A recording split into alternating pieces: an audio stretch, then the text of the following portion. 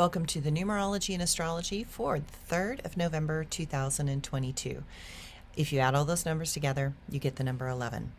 The number 11 is the number of freedom, rebellion, and the unexpected. There is an unsettled pattern of energy that is causing a lot of discomfort and uneasiness.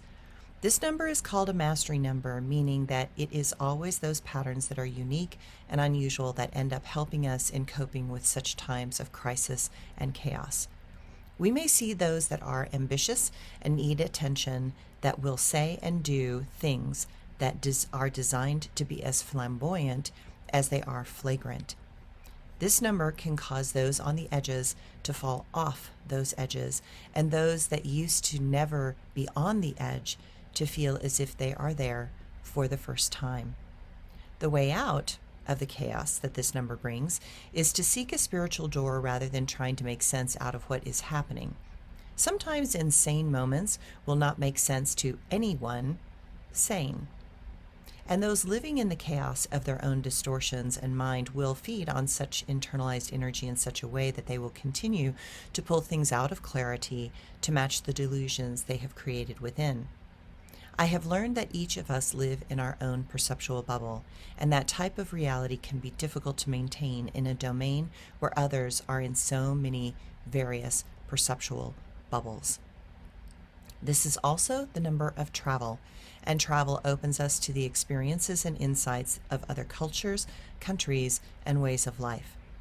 Through travel, we learn to adapt to many patterns and perceptions. That allows us to be more flexible. But at first, all introductions to new things become a strain and a crisis of sorts as we are pushed beyond our patterns of control and the habits that gave us comfort. This number today can make some very uncomfortable. We are not being asked to stretch and reclaim our life.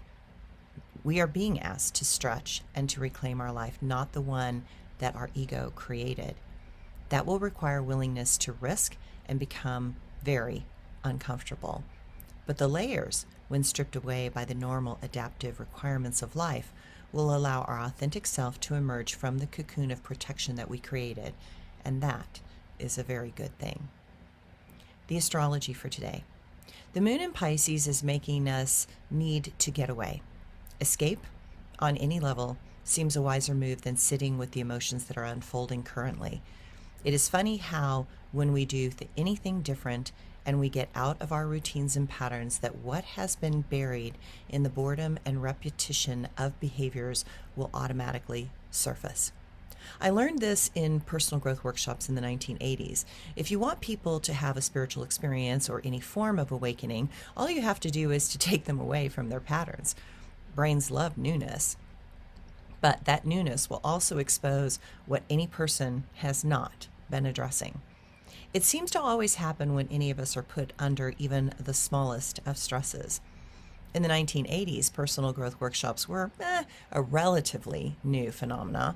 Back then, all those groups did was put people in a new environment, make them work together with others that are new and unfamiliar, change their dietary patterns such as no Diet Coke, no sugar, etc.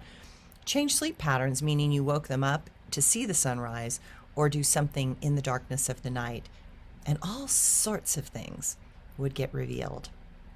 Today may feel like one of those days, a personal growth workshop without the need to pay for such an adventure. For a while now, life has pushed us way out of our comfort zones. Life has seemed like a constant state of newness, discomfort, and massive change, and it is not done with us. And that is why there is a level of fatigue as we confront a world that is blaring bad news and depressing distortion. Seems that finding any sort of escape is required, and ways to decompress, wind down, and find answers that are not quickly forthcoming is the game. Mercury and Neptune will sesquiquadrate, and that makes us feel as if things are overwhelming and impractical or too idealistic. Neither position is sustainable under this type of stress. Concentration seems lacking and focus even harder to maintain.